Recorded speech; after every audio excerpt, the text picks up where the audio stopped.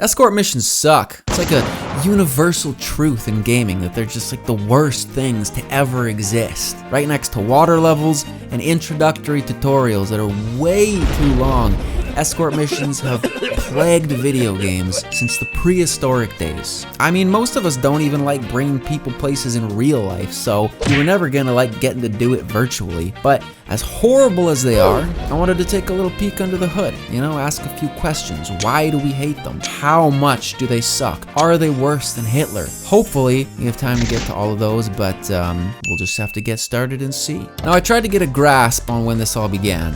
The first ever escort mission. But after reading through the 5 comments left on my Reddit thread about it, I think it's pretty fair to say that nobody fucking knows. However, I will take the suggestion of my man the Jungle Orm over here with Wing Commander, a DOS game from 1990, which is pretty old. A particular mission had you escorting a captured enemy ship back to your base in order to be able to use it for your own purposes. Apparently, an impressively frustrating mission where your escortee could die at the drop of a hat no matter what you did. And that was back when games looked like they were GIFs made in MS Paint, so, I can't even imagine. But in looking back at the history of this thing, it seems fairly apparent that escort missions have always been a part of the gaming landscape. They're just a solid narrative device for a writing team to fall on, and they've always sucked, at least insofar as AI has been even the tiniest bit of a factor in the equation. Now, this makes sense because stupid AI is one of the worst things about escort missions. One minute you're rolling along, you're doing your thing, you're saving the world, and then the next you're in charge of a 3-year-old toddler inside of an adult's body. A brain-dead amoeba of an NPC, worse even than just regular townsfolk who have set paths of travel. Take Natalia from Goldeneye, for example. One of the most infamous escort missions in gaming. All you want to do is just get to the end of the level and have some fun shooting a few dudes, but little did you know that her mission objectives are run in front of the gunfire and just act like a complete fucking moron. It's great, it's good times. In Spyro, you gotta escort the Alchemist across the map in the Fractured Hills level, and he just wobbles around in a completely random, smooth brain, 0 IQ, fucking dumb fashion, hitting things that he ain't supposed to be hitting wherever he can. The developers didn't give him a set path to travel, he just goes wherever. It makes no sense at all. Or in this game, Amy, which I've never played, to be completely honest, but I've heard a lot about how bad it is, and apparently the entire game is just one big escort mission. So, maybe there's a correlation there or something, who knows. You rely throughout the entire game on the most broken AI child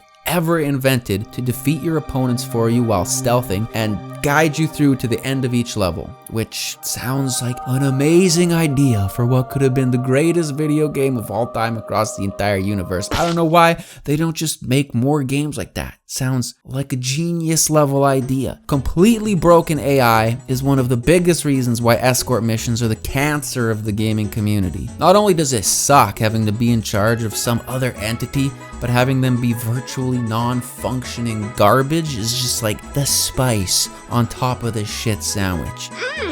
So good and tasty? And I could go on, picking out little reasons here or there, examples based on individual games. It's all well and good, but the real problem with escort missions when you get down to it is just that they're escort missions. It's just their inherent nature. The existential paradigm that they inhabit within the context of you being a protagonist in a video game is bullshit. You are built up as the one, the central figure on which the story revolves, the one who decides, the one who is in control. This is why we like games, because we have the power.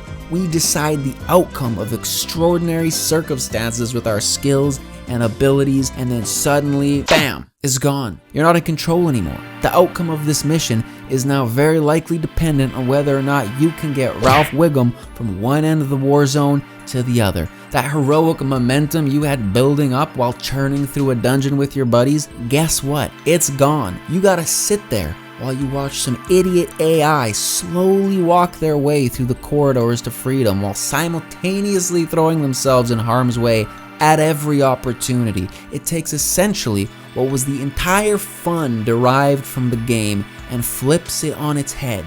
inherently just by existing. And for some reason, to add insult to injury, they never seem to have a walk speed that syncs up with yours. Just a cherry on top of the fuck off sundae. Now don't get me wrong, it's not impossible to have a good escort mission. Okay, games like Resident Evil 4 or Eco, whatever, they do it well basically by having the escortee do absolutely nothing other than what you explicitly tell them to do. Or in The Last of Us, where Ellie is actually a pretty intelligent AI that helps you out in certain ways, or in Bioshock Infinite, where Elizabeth just has God mode on and can't die. You know, all of these things help. It can be done. Good escort missions can be created, but it feels like a pretty rarefied design aspect that many developers seem to just not know about. That's why I believe we've actually been seeing kind of a trend over recent years that developers are just trying to not put so many escort missions into games because they understand the pain. Escort missions, at the end of the day, and to put it lightly, are unspeakable horrors, atrocities committed upon the gaming community comparable only to the sickest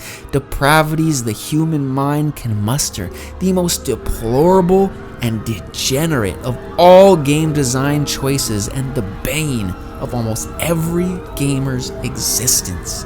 In short, I'm just not really a big fan of them. You know, they kind of suck. And that's the video. So I hope you enjoyed it. And I hope to see you on the next one where maybe I will shit talk another aspect of game design. Who knows, man? It's a mystery. But I hope to see you there nonetheless. And thank you for making it this far. Love you so much. Bye-bye.